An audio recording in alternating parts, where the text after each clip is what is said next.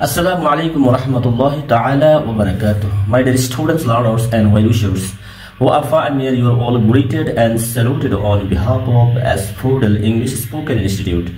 This is speaking, I'm Burhanuddin Mahmood. Today, we are going to discuss about preposition. বন্ধুরা দূর থেকে কাছ থেকে যারা আমাদের চ্যানেলের সাথে যুক্ত রয়েছে তোমাদেরকে অ্যাসফোডেল ইংলিশ স্পোকেন ইনস্টিটিউটের পক্ষ থেকে অভিনন্দন জানাচ্ছি। আজকে আমরা যে টপিকটা নিয়ে তোমাদের কাছে উপস্থিত হয়েছি সেই বিষয়টা হলো প্রিপোজিশন। তো আমাদের এই চ্যানেলটা বিশেষ করে আজকের ভিডিওটা যাদের কাছে ভালো লেগে থাকবে, আশা করি তোমরা ভিডিওটা প্রথম থেকে শেষ পর্যন্ত কোনো রকম কাটছাট না করে, কাটাকাটি না করে অথবা টেনে এটা না দেখে পূর্ণাঙ্গভাবে ভিডিওটা দেখার চেষ্টা করবে। আশা করি তোমরা ভিডিওটা দেখে ইনশাআল্লাহ উপকৃত হবে। যদি উপকৃত হয়ে থাকো আমাদের চ্যানেলটাকে সাবস্ক্রাইব করবে এবং পাশের বেল বাটনটি ক্লিক করে দিবে, শেয়ার কমেন্ট করতে কখনো ভুলবে না। বন্ধুরা কথাগুলো আর দীর্ঘায়িত না করে চলে যাচ্ছি আমাদের মূল টপিকসের দিকে। প্রিপোজিশন, প্রি শব্দ অর্থ হলো পূর্বে, পজিশন মানে অর্থ হচ্ছে অবস্থান, প্রি অর্থ পূর্বে, আর এই পজিশন অর্থ হচ্ছে অবস্থান।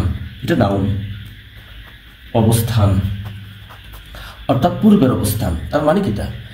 কোনো একটা প্রিপোজিশন কোনো একটা অ্যাডজেক্টিভ এর আগে বসে, অথবা কোনো নাউনের আগে বসে, অথবা কোনো সেন্টেন্সের আগে বসে, অথবা ফ্রেজের আগে বসে পরের নাউন, অ্যাডজেক্টিভ এবং ফ্রেজ অথবা সেন্টেন্সকে যে যুক্ত করে দেয়, অবস্থান সৃষ্টি করে দেয়, তাকেই আমরা প্রিপোজিশন বলে থাকি। তো দেখো আজকে আমি বেশি প্রিপোজিশন আনবো না, শুধুমাত্র আজকে এখানে সময় স্বল্পতা, অর্থাৎ বড় ভিডিও করলে তো অনেকে দেখতে চায় না বা বোরিং ফিল করে, এই জন্য আমি আজকে শুধু তিনটা প্রিপোজিশন, এই তিনটা প্রিপোজিশন নিয়ে ইনশাআল্লাহ যতটুকু সময় লাগে আলোচনা করব, তবে শর্ট করার চেষ্টা করব। ইন শব্দটার অর্থ হচ্ছে মধ্যে, অন শব্দের অর্থ হচ্ছে উপরে, আর এট শব্দের অর্থ হচ্ছে প্রতি বা দিকে। এই হলো শাব্দিক অর্থ বললাম আমি, শাব্দিক অর্থ। তো শাব্দিক অর্থ ইন অর্থ কি? মধ্যে, অন অর্থ উপরে, এট অর্থ প্রতি বা দিকে। এখন ইন শব্দটা নিয়ে আমরা আলোচনা করতেছি। ইন শব্দটা দেখো এখানে কিছু আভ্যন্তরীণ কিছু মিনিং আছে, ওই মিনিংটাকে আমরা মেনে নিতে হবে। তো ইন কিসের ক্ষেত্রে ব্যবহৃত হয়? সিচুয়েশন, তারপরে seasons, months, years, morning, evening, afternoon, fixed time. অবশ্যই আর থাকতে পারে, তোমরা অবশ্যই খুঁজে বের করে নিবে, তবে আমি এখানে অনেকগুলো অর্থ এনেছি। ইন যখন সিচুয়েশন বোঝায় তখন আমরা তার এক্সাম্পল এভাবে দিচ্ছি, Sana is not in good health. Sana স্বাস্থ্যগত অবস্থায় ভালো নেই, তাহলে আমরা এখানে ইন প্রিপোজিশন বসাতে হবে। এটা একটা অবস্থান, সানার স্বাস্থ্যের পরিস্থিতি বা অবস্থানকে বর্ণনা করেছে, এই জন্য এখানে ইন প্রিপোজিশন বসেছে। তারপরে দেখো সিজনস, আমাদের যেই সিজনগুলো রয়েছে, ঋতুগুলো রয়েছে, তার পূর্বে ইন প্রিপোজিশনটি বসবে।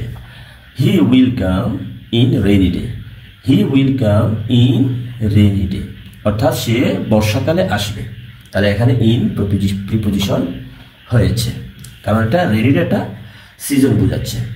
মান্থস, ইন প্রিপোজিশনটা কোনো মাসের আগে বসবে, যেমন এখানে এপ্রিল দেওয়া আছে, আমরা এখানে যেহেতু বাক্যের শুরুতে আমরা আইটাকে ক্যাপিটাল লেটার লিখলাম। In April I will go to London, April মাসে আমি লন্ডনে যাব, তাহলে এখানে ইন প্রিপোজিশন কোনো মাসের আগে বসবে, তাই এপ্রিল মাসের আগে ইন প্রিপোজিশনটা বসেছে। তারপরে দেখো ইয়ার্স, বছর, he has been here in 2020, 2020 সালের মধ্যে সে এখানে আছে, অর্থাৎ 2020 সাল থেকে সে এখানে আছে, তাহলে এখানে বছরের আগে ইন প্রিপোজিশনটি বসেছে। তারপরে দেখো morning, the morning I shall call you, তার ইন দ্য মর্নিং, যেহেতু বাক্যের শুরু জন্য আইটা এখানে ক্যাপিটাল লেটার হয়েছে। ইন দ্য মর্নিং সকালবেলায়, আই শ্যাল কল ইউ, আমি তোমাকে ডাকবো।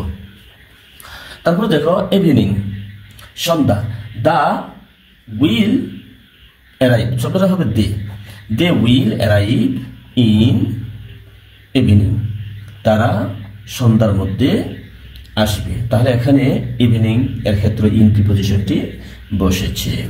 তারপরে আফটারনুন, বিকেলবেলা, we play in the afternoon, আমরা বিকেলবেলা খেলবো। ফিক্সড টাইম, নির্ধারিত কোনো সময় যখন হবে তখন প্রিপোজিশন ইন ব্যবহৃত হবে। Rani has come in, Rani has come in fixed time, Rani নির্ধারিত সময়ের মধ্যে আসবে।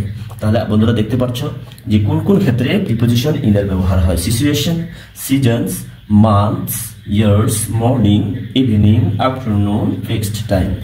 Let's go to up preposition. তাহলে চলো আমরা এখন অন প্রিপোজিশনের দিকে আমরা আলোকপাত করি। তাহলে অন শব্দের অর্থ শাব্দিক অর্থ কি বলছিলাম? উপরে। উপরে অর্থ উপরে মিনিং করে অন। এই জন্য অন শব্দটির শাব্দিক অর্থ হলো অন, কিন্তু তার কিছু বাহ্যিক এবং আভ্যন্তরীণ কিছু অর্থ আছে মিলে ঝিলে। যেমন অন প্রকাশিত হবে আপ, আপ মানে উপরে, অন মানে উপরে। The cat is on the bench. তাহলে এই বেঞ্চটার উপরে বিড়ালটি আছে। অ্যাবাউট, অন মিনিং করবে অ্যাবাউটের। I wrote a paragraph on jute. আমি পাঠ সম্পর্কে বা পাঠের উপরে একটি প্যারাগ্রাফ লিখলাম। পাস্ট ইনডেফিনিট টেন্স, ভাগ্য হয়েছে এখানে। তারপরে দেখো অন প্রিপোজিশনটি বিকজ এর মিনিং করবে I grated him on his success. তার সফলতার উপরে মানে তার সফলতার কারণে, বিকজ মানে কারণে, তার সফলতার কারণে, অর্থাৎ সে যে সফলতা অর্জন করছে তার কারণে। আই গ্রেটেড হিম, আমি তাকে অভিনন্দন জানাইলাম। এটাও first indefinite tense, verb two. Dependable, নির্ভরশীলতা, নির্ভরশীল। The cow lives on grass. গরু ঘাস খেয়ে বাঁচে, অর্থাৎ গরু ঘাসের উপর নির্ভরশীল। এই মিনিংগুলো কিন্তু এখানে এই মিনিংগুলা উজ্জ্বল, অর্থাৎ মিনিংটা এখানে বাহ্যিক নয়, এটা আভ্যন্তরীণ একটা মিনিং প্রকাশ করতেছে এই মিনিং। কিন্তু এমনিতে অনের শব্দের শাব্দিক অর্থ হচ্ছে শুধু উপরে। তোমরা অবশ্যই যদি প্র্যাকটিস করো ইনশাআল্লাহ এগুলো তোমাদের জন্য খুব উপকৃত হবে এবং তোমরা পরীক্ষা ভালো করতে পারবে ইনশাআল্লাহ, আশা করি। তারপর দেখো ডিপেন্ডেবল বললাম, the cow lives on grass. গরু ঘাস খেয়ে বাঁচে মানে ঘাসের উপরে নির্ভরশীল। ডেজ, অন শব্দটা ডেজ এর আগে দিয়ে বসে, দিনের দিন যে শব্দগুলো আছে সেগুলোর আগে দিয়ে বসে। He will come here on Monday. He will come here on Monday. সে মানডেতে আসবে। ডেট ফিক্সড, অর্থাৎ নির্ধারিত সময়ের ক্ষেত্র, এখানে অন প্রিপোজিশনটা বসে। যেমন he on Monday he will go, তাহলে on Monday he will go, হ্যাঁ মানডেতে সে আসবে। ইন লিমিট, সীমানার মধ্যে অন প্রিপোজিশনটি বসে। Dhaka is on the bank of Buriganga river. Dhaka is on the Buriganga river. Dhaka Buriganga নদীর উপরে অবস্থিত। তাহলে ইন লিমিট একটা সীমানা বোঝাচ্ছে এটা। তারপর দেখো বন্ধুরা, আজ আমি এখন এক প্রিপোজিশনের মধ্যে চলে যাচ্ছি। এক প্রিপোজিশনটি আমি এটার শব্দিক অর্থ কি বলছিলাম? প্রতি। তো এট কোথায় কোথায় বসে? Location, time, price, aim, looking at, direction, dimension, মকেট। তো দেখো এখানে প্রথমত লোকেশন মানে স্থান বোঝায়।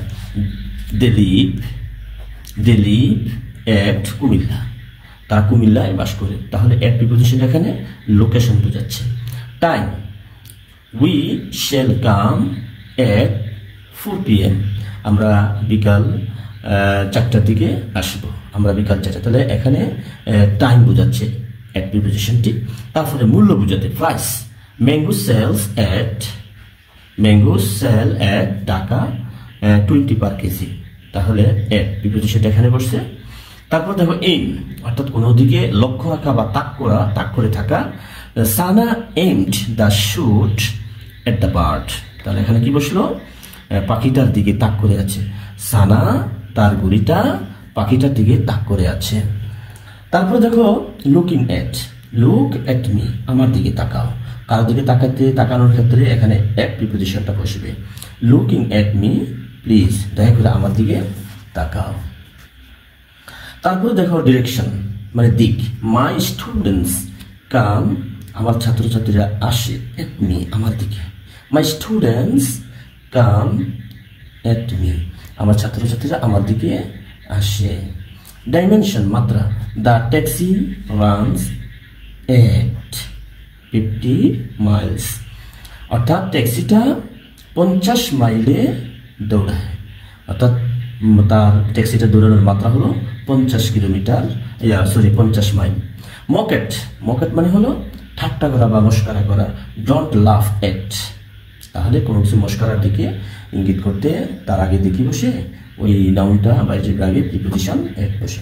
তাহলে বন্ধুরা, তোমাদের কাছে এই যে আজকে ইন, অন, এট, তিনটা প্রিপোজিশন নিয়ে আলোচনা করলাম। অবশ্যই তোমাদের পরীক্ষার জীবনে ইন, অন, এট অত্যন্ত ভূমিকা রাখবে আশা করি।